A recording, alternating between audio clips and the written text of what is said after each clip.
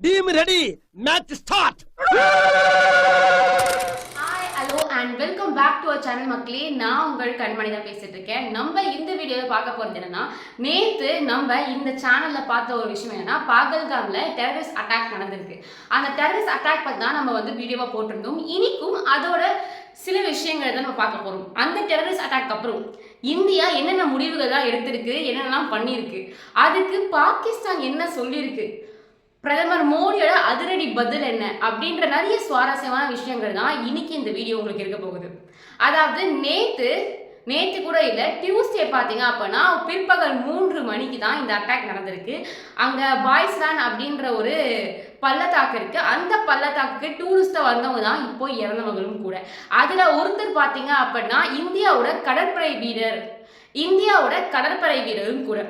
இவருக்கு கல்யாணமாகி வெறும் 6 நாள் தான் ஆகுது. அந்த 6 நாளில் இவருக்கு விசா கிடைச்சிருந்துச்சு அப்படின்னா இவர் சுவிட்சர்லாந்துக்கு ஹனிமூன் போயிருப்பார். சரி, விசா தான் கிடைக்கலையே அப்படின்றதுக்காக இந்தியாவோட உலகத்துல சின்ன சுவிட்சர்லாந்து அப்படின்னு சொல்லப்படுற காஷ்மீருக்கு இவங்க டூருக்கு வந்திருக்காங்க. ஸோ அப்படி டூருக்கு வந்த இடம் தான் இந்த பைசான் பள்ளத்தாக்கு. ஸோ இவங்க வந்த நேரமோ என்னமோ தெரியல, அங்கே தாக்குதல் நடத்திருக்காங்க. இன்னொரு பக்கம் கர்நாடகாவில் ஒரு ஃபேமிலி, கணவர் மனைவி மகன், இவங்க 3 பேருமே சம்மர் வெக்கேஷன் டூருக்கு தான் அங்கே வந்திருக்காங்க. ஸோ இவங்கெல்லாம் என்ன பண்ணியிருக்காங்க அப்படின்னு பார்த்தீங்கன்னா, ஒரு 5-6 பேர் இந்தியாவோட மிலிட்ரி உடைய போட்டுட்டு இவங்களை நிறுத்தி இவங்க பேரை கேட்குறாங்க, இவங்க மதத்தை கேட்குறாங்க. இவங்க மதம் சொல்லப்படலை அப்படின்னா இவங்களோட அண்டர்வேரை கழட்டிட்டு இவங்க இந்துமா முஸ்லீமா அப்படின்னு செக் பண்ணுறாங்க.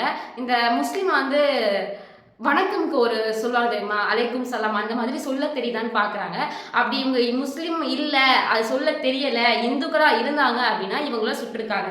இது ஒரு மதவெறி தாக்குதல் மாதிரி தெரியுது. இப்போ எல்லாருமே முஸ்லீம்ஸ் மேலே படும் கோவத்தில் இருக்கும்.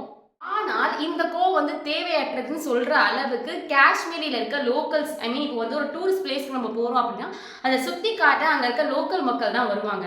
அந்த மாதிரி சுற்றி காட்டுறதுக்கு அங்கே இருக்க லோக்கல் மக்களும் வந்திருக்காங்க. இவங்களுக்கு ஆபத்துன்னு தெரிஞ்சோடனே இந்தியாவில் இருக்க ஜம்மு காஷ்மீரில் இருக்க அந்த முஸ்லிம்ஸ் காப்பாற்ற வந்திருக்காங்க. அங்கே சுற்றி காட்டுறதுக்கு இருந்தவர் என்ன பண்ணியிருக்காரு அப்படின்னா, அங்கே தாக்குதல் நடத்துறதுனால ஒரு துப்பாக்கியை புழுங்க முயற்சிச்சு அங்கே இருக்க லோக்கல் முஸ்லீம் காயும் ஒருத்தர் இறந்திருக்காரு. ஸோ தீவிரவாதத்தை எதிர்க்கிற யாராக இருந்தாலும் நாங்கள் கொல்லுவோன்ற மாதிரி தான் இந்த ஒரு செயல் இருந்துச்சு. ஸோ இந்த செயலுக்கு அப்புறம் இதுக்கும் பாகிஸ்தானுக்கும் என்ன தொடர்பு அப்படின்னு பார்த்தீங்கன்னா, அங்கே இருக்க வெளியுறவுத்துறை அமைச்சர் இதுக்கும் பாகிஸ்தானுக்கும் எந்த சம்மந்தமும் இல்லை, இதை நாங்கள்லாம் பிளான் பண்ணி எதுவுமே பண்ணலை, இதுக்கும் எங்களுக்கும் சம்மந்தமே இல்லைன்னு அவர் சொன்னாலுமே பாகிஸ்தான் என்ன பண்ணியிருக்காங்க அப்படின்னு பார்க்கறதுக்கு முன்னாடி இதுக்காக இந்தியா என்னெல்லாம் பண்ணியிருக்காங்க அப்படின்னு பார்த்தீங்கன்னா, நேற்று வரைக்குமே நம்ம வீடியோலையும் சொல்லியிருப்போம். 48 மணி நேரத்தில், நேற்றுலேருந்து 48 மணி நேரத்தில் இந்தியாவில் இருக்க பாகிஸ்தான்கள் எல்லாமே வெளியேறணும் அப்படின்னு மோடி ஒரு உத்தரவு போட்டார். அதே மாதிரி இந்த வாகை அட்டாரிக்குள்ளே இருக்க அந்த எல்லையை அவர் மூடியிருக்காரு. இது மட்டும்தான் நேற்று நம்ம பார்த்தோம். பட் இன்னைக்கு ஆஃப்டர் தட் அமைச்சரவை கூட்டம் இந்த முடிவுகள், நிறைய முடிவுகள் எடுக்கப்பட்டிருக்கு. அது கூடவே சேர்ந்து 1966 பார்த்தீங்க அப்படின்னா இந்தியா பாகிஸ்தான் கூட சிந்து ஒப்பந்தம் ஒரு ஒப்பந்தம் போட்டாங்க. அதன்படி பார்த்தீங்கன்னா சிந்து நதி பாகிஸ்தானுக்கு போகும். ஸோ தற்காலிகமாக அந்த நதியை சிந்து நதி ஒப்பந்தத்தை கேன்சல் பண்ணாங்க இந்தியா. அதை அடுத்து பார்த்தீங்க அப்படின்னா சிந்து நதி போகிற ஒரு அணை இருக்கும், ராம்பன் அணை, அந்த அணையை மூடியிருக்காங்க. ஸோ இந்தியாவிலேருந்து சிந்து நதி பாகிஸ்தானுக்கு போகாதுப்பா, கொடுக்க முடியாது அப்படிங்கிற மாதிரி அதை க்ளோஸ் பண்ணியிருக்காங்க. அதே மாதிரி இப்போ நீங்கள் இந்த வீடியோ பார்த்துட்டு இந்த சமயம் அனைத்து கட்சி கூட்டம் நடைபெற்றிருக்கும், இல்லைனா முடிஞ்சிருக்கும். ஸோ அனைத்து கட்சி கூட்டத்துக்கு வரவேற்பு கொடுத்துருக்காங்க, எல்லாருமே இன்வைட் பண்ணியிருக்காங்க. ஸோ இந்த கூட்டத்துக்கு அப்புறம் என்னென்ன அனௌன்ஸ்மெண்ட் வெளிவரும் அப்படின்றத நம்ம காத்திருந்தா தெரிஞ்சுக்கணும். அடுத்தது இந்தியா தங்களோட முப்படை வீரர்களையும் தயார் நிலையில வச்சிருக்காங்க. பாகல்காமில் தாக்குதல் நடத்தின டெரரிஸ்ட் அந்த 6 பேரையும் யாரு காட்டி கொடுக்குறாங்களோ, இல்லை யார் அவங்கள பிடிச்சு கொடுக்குறாங்களோ அவங்களுக்கு காஷ்மீர் போலீஸ் சார்பா 20 லட்சம் ரூபாய் சன்மானம் அப்படின்ற மாதிரி காஷ்மீர் போலீஸ் சொல்லியிருக்கு. இதெல்லாம் ஒரு பக்கம் இருக்க, மிலிட்ரி என்ன பண்ணியிருக்காங்க அப்படின்னு பார்த்தீங்கன்னா, இந்த 6 பேரை தேடுதல் வேட்டையில் ஈடுபட்டிருக்காங்க. அதில் ஒருத்தர் ஃபோட்டோ ஆல்ரெடி வந்திருந்துச்சு. இப்போ 2 பேரை சுட்டு கொண்டிருக்காங்க இந்தியன் மிலிட்ரி. அதே மாதிரி இந்தியாவுக்குள்ள பாகிஸ்தான்ல இருக்க எல்லா எக்ஸ் தளங்களும் முடக்கப்பட்டிருக்கு. இந்தியாவிலேருந்து வெளில போகணும் பாகிஸ்தானிகள் அப்படின்னு சொன்னாங்கல்ல. ஸோ வட்டாரி வாகே எல்லை வழியா எல்லாருமே வந்து பாகிஸ்தானுக்கே போயிட்டும் இருக்கதா ஒரு தகவல் வந்தது. இது மட்டும் இல்லாம பீகார்ல இன்னைக்கு காலையில பிரதமர் மோடி ஒரு பிரஸ் மீட்ல வந்து பேசியிருக்காரு. அதுல வந்து இந்த அட்டாக்ல ஈடுபட்டவங்களுக்கும் அவங்களுக்கு துணை போனவங்களுக்கும் அவங்க எதிர்பார்க்கவே முடியாத அளவுக்கு நாங்க திருப்பி பதிலடி கொடுப்போம். அவங்க உலகத்தோட இந்த பூமியோட எந்த மூலைக்கு போனாலும் தேடி கண்டுபிடிச்சு அவங்களை கண்டிப்பா தண்டிப்போம். இந்த சதி வேலைக்கு யாரு துணை நின்னாங்களோ அவங்களுக்கும் இந்த தண்டனை கண்டிப்பா இருக்கும் அப்படின்ட்டு மிக தெளிவா வந்து பிரதமர் மோடி சொல்லியிருக்காரு. இதெல்லாம் வந்து இந்தியா சைட்ல இருந்து பாகிஸ்தானுக்கு கொடுத்த பதிலடியை நம்ம பார்த்தாலுமே இன்னொரு பக்கம் பார்த்தீங்கன்னா இந்த பக்கம் ஃபர்ஸ்ட் பாகிஸ்தான் என்ன சொல்லுச்சு, இதுக்கும் எங்களுக்கும் சம்மந்தம் இல்லைன்னு சொல்லுச்சு. ஆனா இன்னொரு பக்கம் அவங்க சைட்ல இருக்க முப்படை வீரர்களையும் வந்து தயார் நிலையில வச்சிருக்காங்க. இந்தியா எப்போ எங்களை தாக்குனாலும் சரி நாங்கள் பதிலடி கொடுக்க ரெடியா இருக்கோம் அப்படின்ற மாதிரியும் சொல்லியிருக்காங்க. இதை பார்க்கும்போது நீங்க எதுவுமே பண்ணலன்னு சொன்னீங்க, பட் எப்படி நீங்க வந்து இதுக்கு ரெடியா இருக்கீங்க, நீங்க சமாதானத்துக்காக போகணும் அப்படிங்கிற மாதிரி ஒரு பக்கம் தோணுச்சு.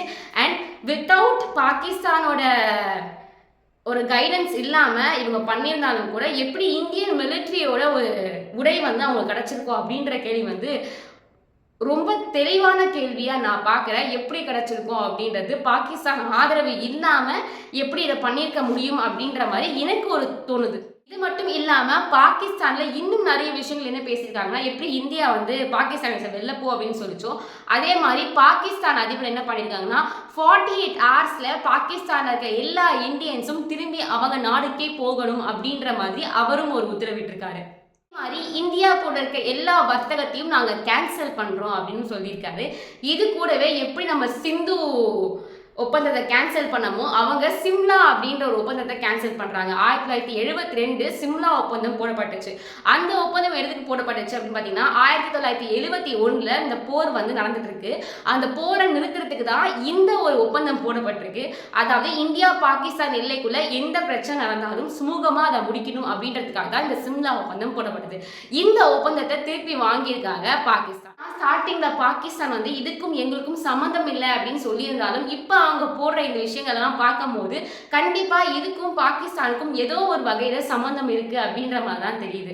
அது மட்டும் இல்லாம உலக நாடுகள் எல்லாமே இந்த ஒரு செயலுக்கு கண்டனம் தெரிவிச்சிருக்காங்க. அது மட்டும் இல்லாம ரஷ்ய அதிபர் புதினா இருக்கட்டும், அமெரிக்க அதிபர் ட்ரம்பா இருக்கட்டும் இந்தியாவுக்கு பெரும் ஆதரவு கொடுத்திருக்காங்க. உலக நாடுகளே இப்ப இந்தியாவுக்கு ஆதரவா நிற்குது. ஸோ பாகிஸ்தான் என்னென்ன இன்னும் சொல்ல போகுது, அதுக்கு நம்ம பிரதமர் மோடி என்னென்ன பதிலடிலாம் கொடுக்க போறாரு அப்படின்ற இந்த பாகல்கம் டெரரிஸ்ட் அட்டாக் பத்தின இன்னும் நிறைய விஷயங்கள் நீங்க தெரிஞ்சுக்கணும் அப்படின்னா கண்மணி அப்படின்ற என்னோட சேனலை மறக்காம சப்ஸ்கிரைப் பண்ணுங்க. அது வரைக்கும் உங்க இடமிருந்து விடைபெறுவது உங்கள் கண்மணி.